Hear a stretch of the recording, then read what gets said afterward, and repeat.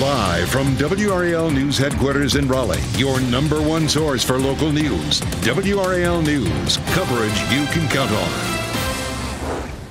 People across the country and right here in our viewing area are finding various ways to pay tribute to Reverend Martin Luther King Jr. We'll share ways you can keep his dream alive. And the snow is coming down here in the North Carolina mountains. I'll show you where we're seeing a few snow flurries locally coming up. Also today, the first votes will be cast in the GOP caucus. But how will bone-chilling temperatures factor into today's election process?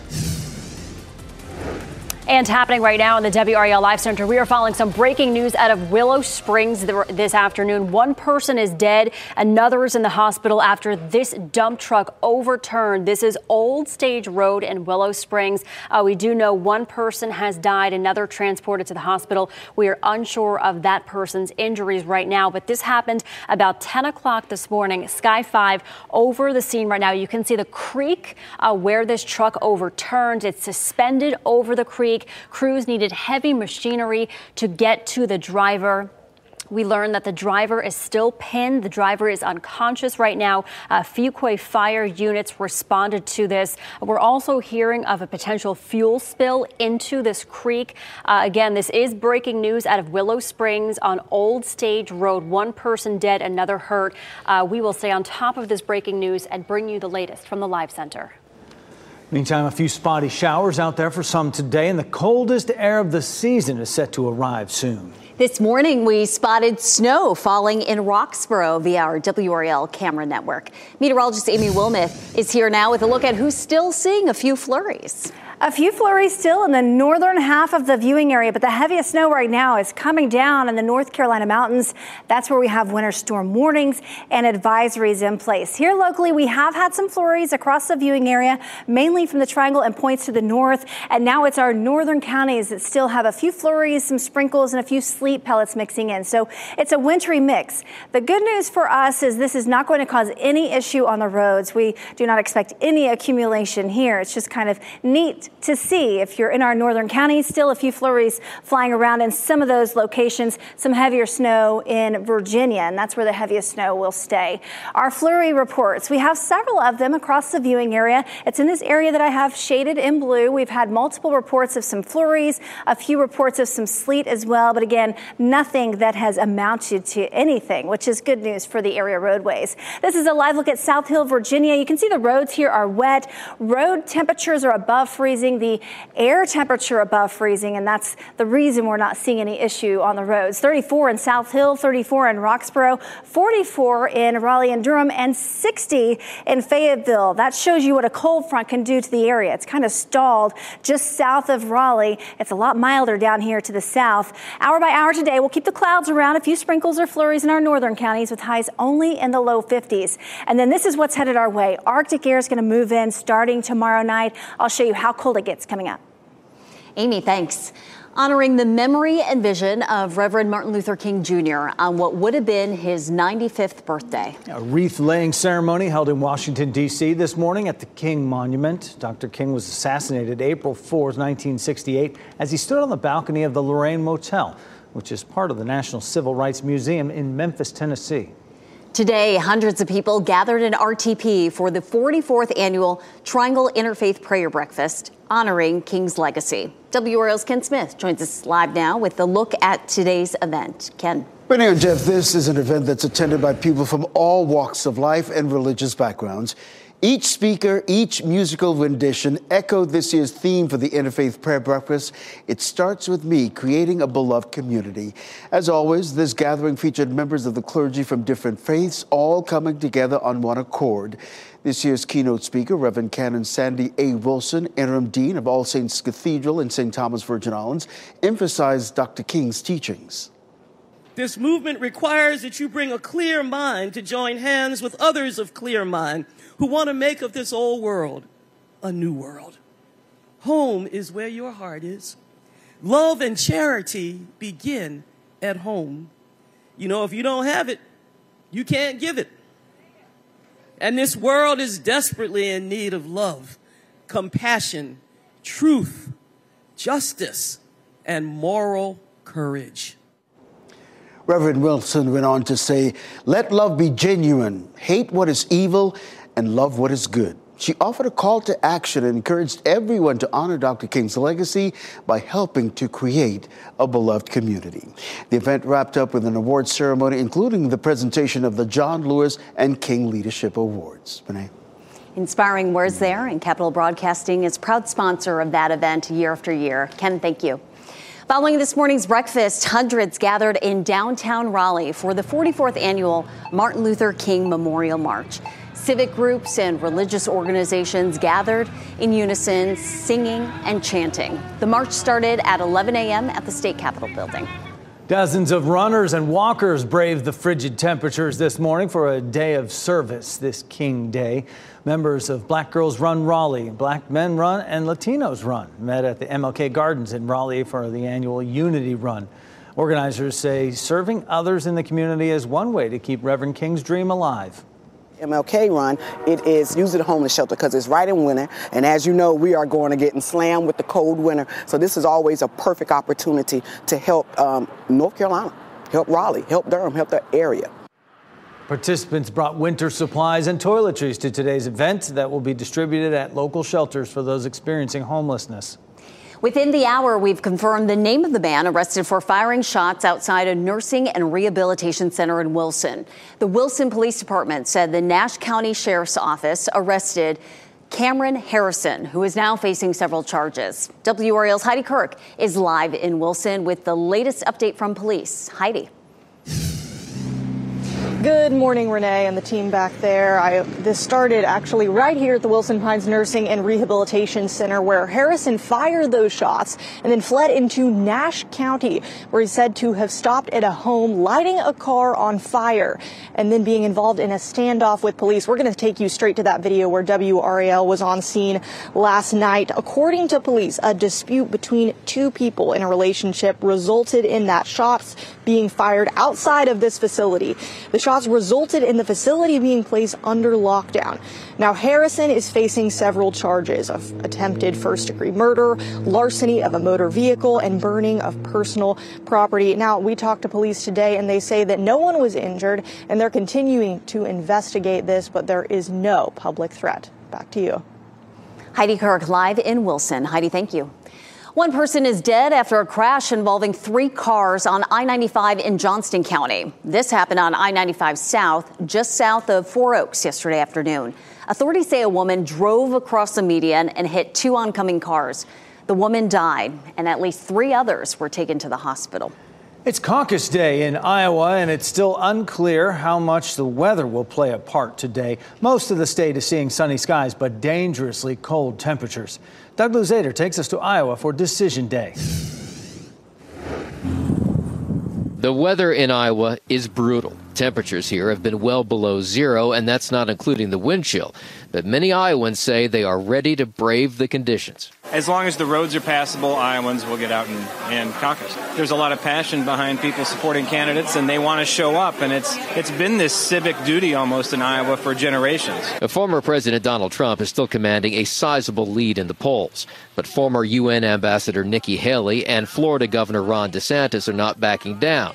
Haley even overtaking DeSantis in a recent poll here. I think Nikki Haley is showing a very, very positive effect in this thing. I like being underestimated. I like being the underdog. And sometimes Iowa does throw a curveball. Some voters here are throwing their support behind GOP hopefuls Vivek Ramaswamy and even Asa Hutchinson. It could be anyone's game. I vote for a candidate, not a crowd.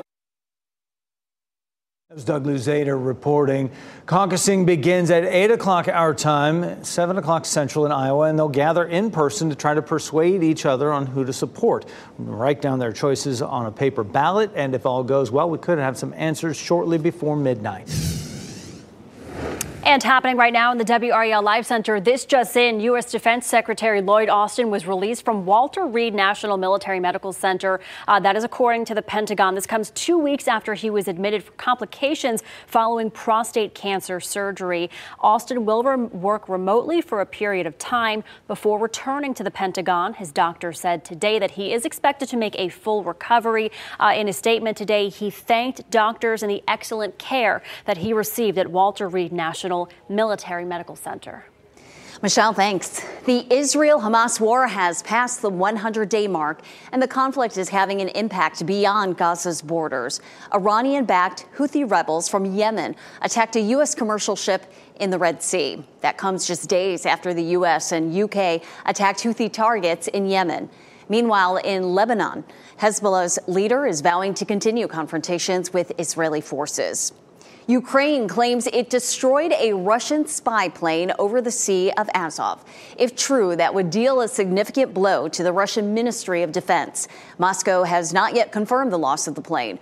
A spokesperson from the Kremlin did not comment on the reports on today and referred journalists to the Russian Ministry of Defense. People in southwest Iceland are taking cover after the second volcanic eruption in recent weeks. Molten lava is destroying homes and structures, but local authorities said there was no immediate threat to the residents of Grindavik, a small fishing town about 30 miles from the capital. People who live there have been warned to leave by tonight after volcanic fissures opened on roads in that area. Next at noon, fallout continues after a door blew out of a Boeing jet. How the FAA plans new safety checks by going straight to the source. Also swatting at the White House, the false alarm that brought more than a dozen units to Pennsylvania Avenue. Plus, an attack on a U.S.-owned cargo ship in the Red Sea. Who's responsible and how the U.S. plans to respond. Keep watching WRAL News over the air Channel 34 and Spectrum Channel 1257.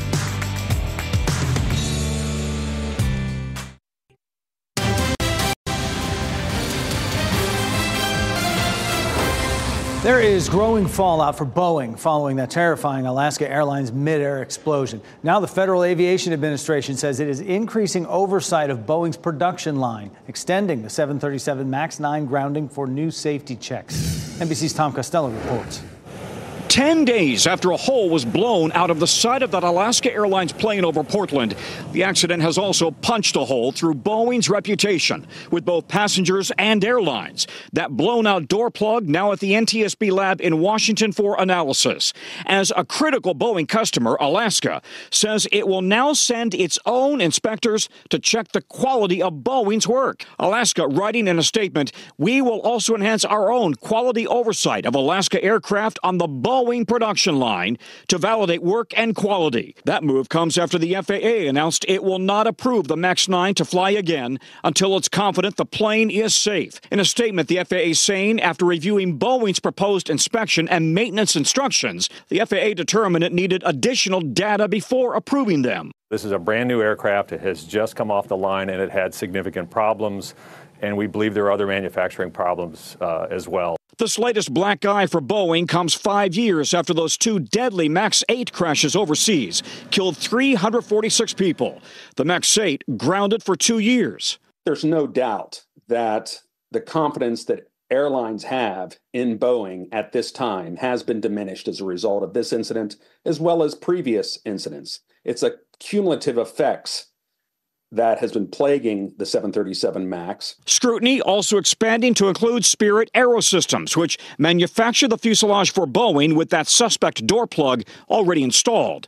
Spirit Aerosystems has struggled with quality for years. We're not going to point fingers there because, yes, it escaped their factory, but then it escaped ours too. In a statement, Spirit Aerosystems says, as a company, we remain focused on the quality of each aircraft structure that leaves our facility. Former Boeing whistleblower Ed Pearson, who testified before Congress on the MAX 8, says he does not believe Boeing has addressed its core problems. Even if a supplier makes a mistake, does something wrong, Boeing is supposed to catch it. It's supposed to make sure that that doesn't happen. That's Tom Costello reporting. Meanwhile, All Nippon Airways in Japan is investigating the cause of a crack in a window of the cockpit of a Boeing 787-800 plane. The crew discovered the crack about 40 minutes after takeoff Saturday. All 65 passengers and crew returned to the airport safely. The White House was the target of a swatting incident this morning. President Biden was not in any danger because he spent the weekend at Camp David. Fire and EMS units were dispatched following a 911 call claiming there was a fire at the White House. The caller claimed someone was trapped inside. The call was traced to a fake number, and it was later determined to be a false alarm while the response was underway.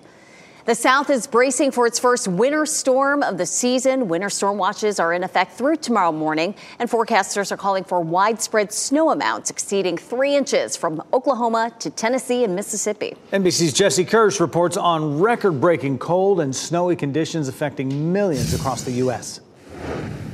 This morning, an Arctic blast is sweeping the country. More than 100 million Americans waking up to bitter cold. So when it's like this, right, and it's calm and it's just falling down. It's fine. It feels good. But when you feel that wind. It feels really, I felt like my jaw was freezing. Oof. It was very cold. In Grand Rapids, Michigan, today is expected to be the 7th straight day of snow. The frigid punch also hitting millions with bone-chilling temperatures, making the job even harder for first responders. In Oregon, officials say a woman was killed in an RV fire after a tree fell on the vehicle. First responders finding some roads impassable and a fire hydrant believed to be likely frozen. Much of the country could dip 20 to 45 degrees below average today, including parts of Texas, where cold weather has overwhelmed the power grid in recent years. If you lose power, you lose heat, then you risk your pipes freezing. So, yeah, we might have to look into installing a generator, just in case. For those braving the cold, getting around has been a mess. Hundreds of flights canceled because of the storms, stranding passengers. Even Amtrak also canceling some trains. And driving has been treacherous too, with icy roads and blinding snow. Officials say this Colorado highway was hit by an avalanche. It's overall just been a terrible, terrible winter. And it came out of nowhere. And happening right now in the WRAL Life Center, this is a look at that storm system right now. Tennessee really getting the brunt of that, as well as Virginia. Taking a look at flight cancellations and delays right now, 3,700 delays and about 1,925 cancellations. And here locally, Raleigh-Durham seeing 52 delays and 19 cancellations. Southwest, Frontier, American, Delta, all affected. So if you do have a flight today or you're expecting somebody, always good to check the flight before you head out the door. Let's go over to meteorologist Amy Wilmeth. She's tracking some flurries that we actually saw in parts of our area today. That's right. It was from around the Triangle and points to the north. We had several reports of flurries, a little bit of snow and some sleet, nothing accumulating. But Roxborough, Franklinton, Wake Forest, Cary, all reporting some flurries, some light snow for a brief period of time in Roanoke Rapids, and a little bit of sleet reported up close to Lake Gaston. So we did have some winter weather of our own, but it didn't amount to anything. Still a few flurries flying around in the northern part of our viewing area. I couldn't find any on our cameras right now, but we did see some just a short time ago close to Roxborough, over into Granville County, perhaps a few flurries flying around and getting up to South Hill. But again, not amounting to anything. The road temperatures are too warm and the air temperatures are too warm, and we didn't really get much precipitation anyways. But over the North Carolina mountains, that's where we're starting to see the snow pick up, and they are under winter storm warnings and winter weather advisories. A look at the 24-hour snowfall report for the North Carolina mountains. They've had some heavy snow, already more than 4 inches in a few spots. So winter storm warnings, winter weather advisories in effect for western North Carolina only, not in effect for us. This is a live look at Beech Mountain, and it's a whiteout with the way they've zoomed in here. They're going to zoom out a little bit. You can see a lot of skiers there getting some fresh snow in the North Carolina mountains as we wrap up the long holiday weekend, which is a very busy weekend in the North Carolina mountains, especially at the ski resorts. For us here locally, a few sprinkles or flurries still possible for the next hour or so in our northern counties. Not a big deal. Take a look at the temperatures at 6 o'clock this evening. Staying in the 40s in our northern counties, low 50s in the Triangle, mid 50s down to the south. But we could stay in the 60s down here for a little bit throughout the afternoon today. Ahead tomorrow, we'll wake up to partly to mostly cloudy skies with temperatures above freezing. We do have a low pressure system that's going to swing along the North Carolina coast. A few showers will be possible in the southeastern part of the viewing area tomorrow afternoon. afternoon. It's going to be a chilly rain. Look at the temperatures in the low 40s, upper 30s with some of the light showers impacting the southeastern half of the viewing area. And then that rain moves out by the evening commute tomorrow, and then the cold air arrives. The Arctic air arrives after the precipitation that moves in tomorrow. And you can see that 28 in Roxborough tomorrow evening around 6 o'clock. Right now, temperatures are in the 30s in our northern counties, mid-40s in the Triangle, 60 in Fayetteville. A huge spread in temperatures because of the cold front that's moving through. We'll stay in the 40s, 50s, and 60s today, so that range of temperatures will continue. Tonight, we'll get down into the 30s and 40s. It should stay dry overnight tonight. The Arctic air arrives tomorrow night. We're going to get down to 20 Tuesday night and Wednesday morning. It stays cold for the rest of the week, especially into the weekend. 17 for the low Saturday night. Amy, thanks. Here's a look at what we're following for our evening news. Tonight at 6, a global investigation into lead-tainted fruit pouches started right here in North Carolina. The specialist who helped uncover the problem explains how his team figured out that applesauce was poisoning children. And the FDA has warned about overdoses, even deaths linked to products being marked as dietary supplements. WRAL found the so-called gas station heroin here in the Triangle. At 5, its effects and why it's so easily accessible. And still ahead this noon, AI is everywhere. Now one big box chain hopes to use the technology to improve customer shopping experiences. Also, Hertz is getting rid of its fleet of electronic vehicles and electric vehicles and returning to gas cars instead. How the move could translate to big deals for customers.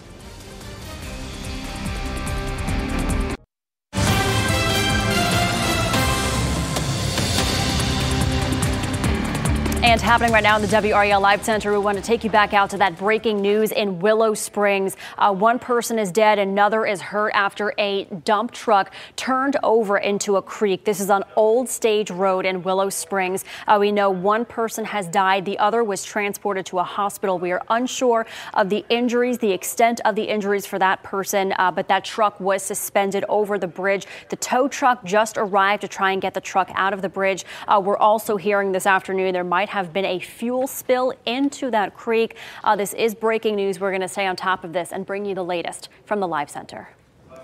Stock markets are closed on this King holiday, but we are anticipating some key economic reports due out later this week. Maribel Aber reports from the NASDAQ market site in New York with the reports we can expect. The stock market is closed today in observance of the Martin Luther King Jr. holiday. And when trading resumes Tuesday, Wall Street will be looking to see if stocks can do better in the second half of January than they did in the first part of the month. Now, big name techs that led the year-end rally have been weak to start 2024. And all three of the major indices are either little change or slightly lower on the year so far. As far as economic data goes in the week ahead, it's a fairly light schedule. Retail sales are due out Wednesday. That will give us some idea of how the American consumer was spending in December during the holidays. And plenty of news on the housing market is expected. Figures on housing starts are due out Thursday. Friday brings the latest look at existing home sales. And just how are we feeling about the economy and inflation? Well, the report on consumer sentiment is due out Friday as well. If you're hitting the stores over the holiday, look for markdowns on winter clothes and maybe even early sales on Valentine's Day items. That's a look at business news this Martin Luther King Jr. holiday. I'm Maribel Aber at the NASDAQ market site in New York. Hertz is selling tens of thousands of its electric vehicles, which means some customers stand to save big bucks. Hertz is making changes to move some of its fleet to gas-powered models. More than 600 Teslas are up for sale, including recent Model 3s and Model Ys. Prices are as low as $21,000, making savings for potential buyers up to almost 40%. And buyers of used EVs are eligible to get a $4,000 tax credit. Costco is testing out a new way to verify memberships. A new membership card scanner at the entrance would verify if the photo on the card matches the shopper. Customers who are not Costco members can purchase prescriptions from the pharmacy, but to enter the warehouse, you have to be a paying Costco member.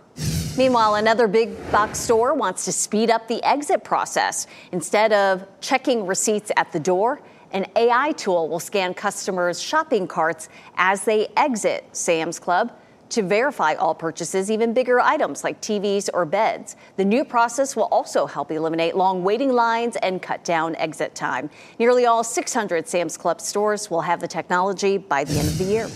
An attempted attack on a U.S. ship is one of the latest aggressions from widening war in the Middle East. how Israel is marking 100 days since its war with Hamas started. Vaping has long been seen by people as a good stepping stone to quitting cigarettes. Researchers are now learning the full extent of the damage e-cigs can cause. First, here's a look at the winning lottery numbers.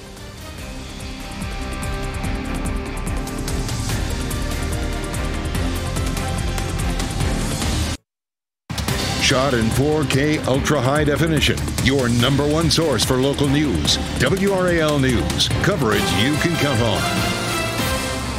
Durham Public Schools employees are reaching out to WRAL about a major issue with their pay. The school district confirms salaries for classified employees were overpaid from July to December of last year. WRAL's Monica Casey has been digging into this issue. Monica, what can you tell us about this? Well, we are hearing from DPS employees that not only was there an overpayment issue, some are now pushed into a different step on a salary schedule that does not honor years of past service other places. Employees are telling us if they worked in a different district or a private sector, DPS previously honored those years and placed them on a step to reflect that. They say now that's changing and some employees are making a lower salary because of it. In a statement sent to WRAL on Friday, DPS says the issue of how the district will address overpayments is still under review. That statement says affected employees will be placed on the correct step beginning with the next paycheck. In that statement, the superintendent apologizes for the issue and says the district will continue to work with employees through that transition. The district's chief financial officer has been suspended. Jeff? That is eye-opening. Nobody wants to pay to go in that direction. Monica Casey, live for us this noon. Thanks for that update. As the Israel-Hamas war reaches 100 days, Israel's Benjamin Netanyahu vows to increase its military pressure and keep fighting. Meanwhile, Hamas is marking the milestone by releasing a disturbing new video showing 3 of the hostages who are still held in Gaza. NBC's Richard Engel reports from Tel Aviv. Israelis and Palestinians are both marking a grim milestone. 100 days since Hamas militants entered Israel and carried out a massacre. Thousands of Hamas fighters broke out of the Gaza Strip and went on a killing spree for hours, killing 1,200 Israelis, kidnapping hundreds. All weekend here in Tel Aviv, there were demonstrations and rallies, many of them held by families of the hostages. About 100 hostages are still alive in the Gaza Strip, according to the Israeli government. Hamas released a video showing 3 of the hostages, saying that their fates would be revealed at a later date. There's a lot of anger in this country, particularly among the hostage families, at the Israeli government, at Prime Minister Netanyahu personally, who they blame for not doing enough to free the hostages. But the military campaign continues, a military campaign that Israel says is designed to destroy Hamas, but which is also destroying large parts of the Gaza Strip. The health ministry in Gaza just this morning said that the death toll in Gaza, the health ministry run by Hamas, has now topped 24,000. Medical officials say that there are near famine-like conditions in Gaza with chronic shortages of food, medicine, fresh water. People in Gaza say that they are all being treated like human shields. Israel and the United States accuse Hamas of hiding in tunnels under hospitals in built-up areas, but Palestinians say since they are penned in Gaza, the 2.3 million people there, that they cannot leave the Gaza Strip even while it is under attack, that they are all effectively human shields. And this war is now spreading beyond just Israel and Gaza. There are continued attacks from the north, from Hezbollah in Lebanon. And just overnight, there was another attack by Houthi militants based in Yemen, firing on a U.S. warship. The missile was shot down, according to the Pentagon. That's Richard Engel reporting. Police in Philadelphia, meantime, are looking for a person who spray painted a swastika on a Holocaust memorial early Sunday morning. The Philadelphia Holocaust Remembrance Foundation released an edited security camera video showing a man caught in the act of tagging that building. The incident happened around 1:30 in the morning at the Horowitz-Wasserman Holocaust Memorial Plaza. It's dedicated to those killed in the Holocaust and has been in the city since the 1960s. To see it firsthand it's sad, it's scary, but I think it's kind of the burden that you're born with being Jewish, and it's a responsibility to teach people, to educate people that hate isn't the way forward, and hate doesn't help anyone. The Anti-Defamation League says anti-Semitic incidents have skyrocketed 360% in the 3 months following the Hamas terrorist attack on Israel in October. Starting tomorrow, the City of Raleigh and the South Park East Raleigh Neighborhood Association will offer free workshops to help the community find their African-American roots. The 2 workshops will be a series of classes held on Tuesdays in January and February. Instructors will teach residents basic genealogy skills while exploring online resources.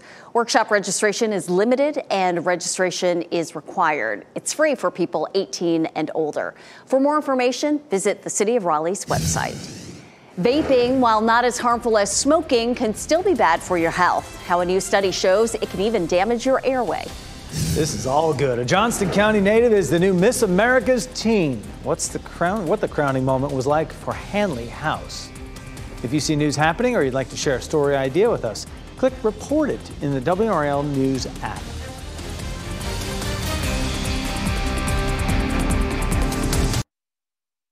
Researchers are highlighting how e-cigarettes and vaping can put you at risk for viral infections. Experts created a breathing simulator for the study and then tested different devices and flavors to see how they would impact cells in the airway. They discovered that no matter the device or flavors introduced, they all caused harm. However, the combination of flavor and nicotine were said to be the worst. They determined that using e-cigarettes or vapes can put a person at greater risk for viral infections like RSV. Why is it important? Because if the integrity of the airway barrier is disrupted, everything can get in, like other viruses can get in, or other pollution or allergens can get in. More research needs to be done on the long-term effects, but researchers strongly encourage anyone who uses e-cigarettes or vapes to quit. Just 2 days after celebrating winning the national title with the Michigan Wolverines, head coach Jim Harbaugh is set to be interviewed today by the Chargers. Last week, there was speculation that Harbaugh was looking to move back to the NFL after leading his alma mater to a championship. The Chargers have interviewed a number of other candidates for the job, including Ravens defensive coordinator Mike Macdonald. Now, Macdonald spent 1 season working as the Michigan defensive coordinator under Harbaugh. The road to the Super Bowl continues. Tonight at 8, the Philadelphia Eagles face the Tampa Bay Buccaneers in the NFL wildcard game. You can watch that at 8 on ESPN. Saturday on Fox 50, the Green Bay Packers and the San Francisco 49ers meet. Watch that game at 8 on Fox 50. The winner of tonight's game will travel to Detroit for the divisional playoff, and that game is Sunday at 3 on WRAL. A familiar face is returning to America's Got Talent after spending several seasons out of the judge's chair. It's 40 different acts from all over the world that are chosen by the public. So why would I not come back? We will tell you what you can expect from America's Got Talent Fantasy League tonight. Plus, people from 4 continents compete for the chance to own a script from a cult classic comedy. Coming up, find out how much the coveted script sold at auction.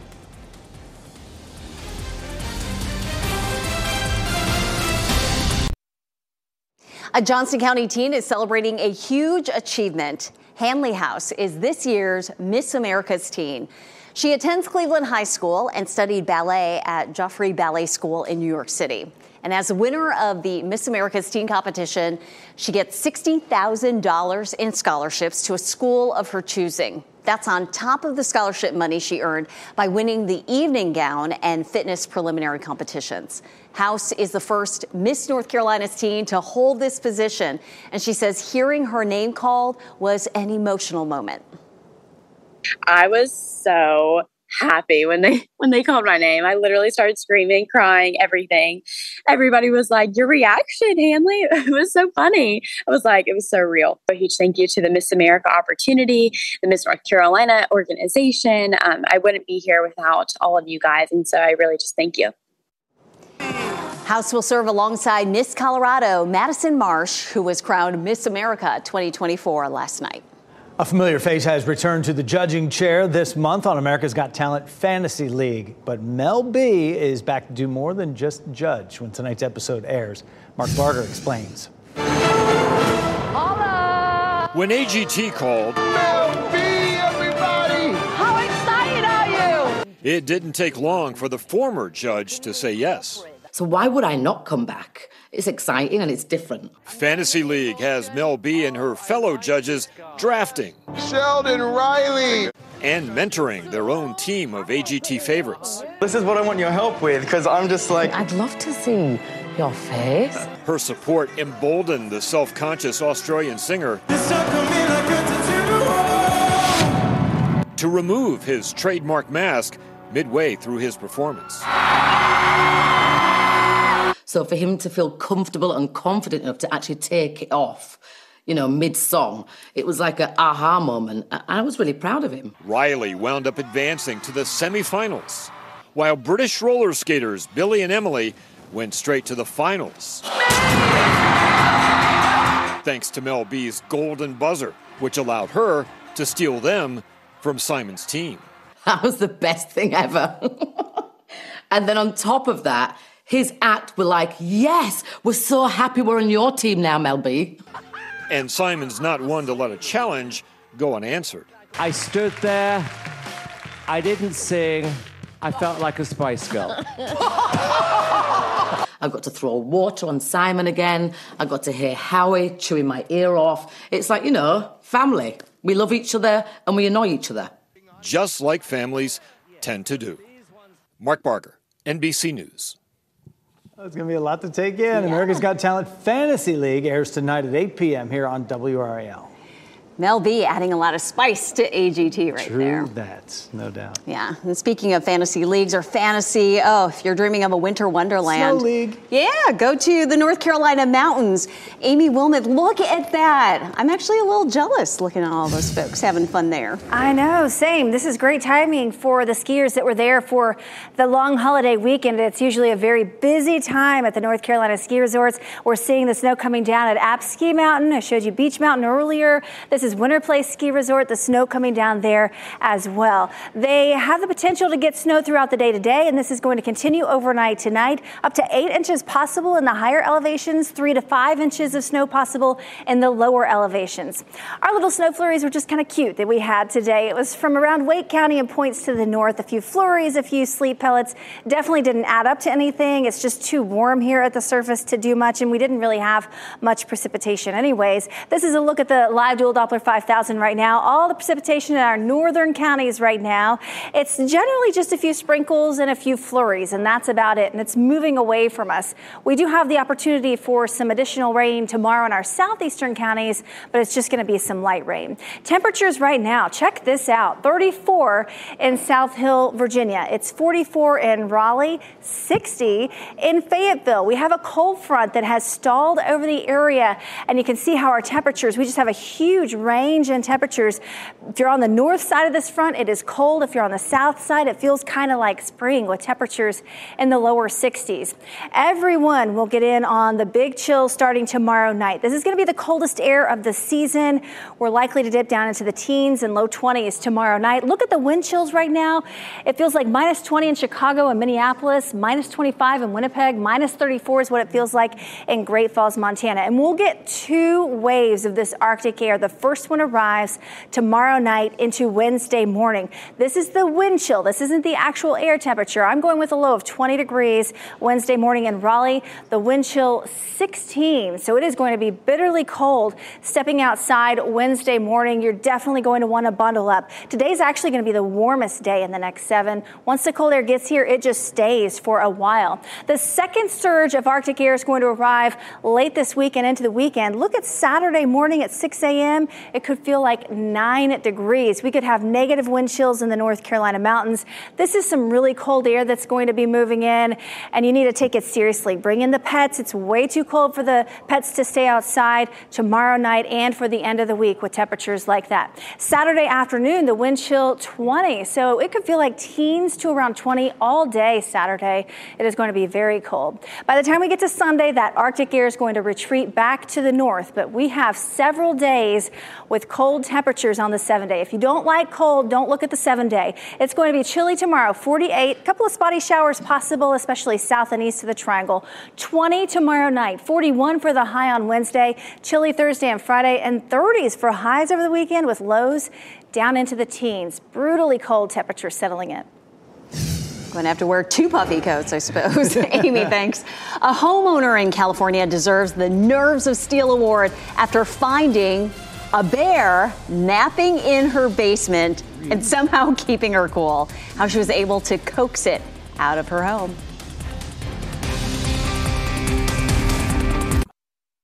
We wrap things up with a look at a few of the headlines we're following for you today. Developing news this noon, one person is dead after a dump truck overturned.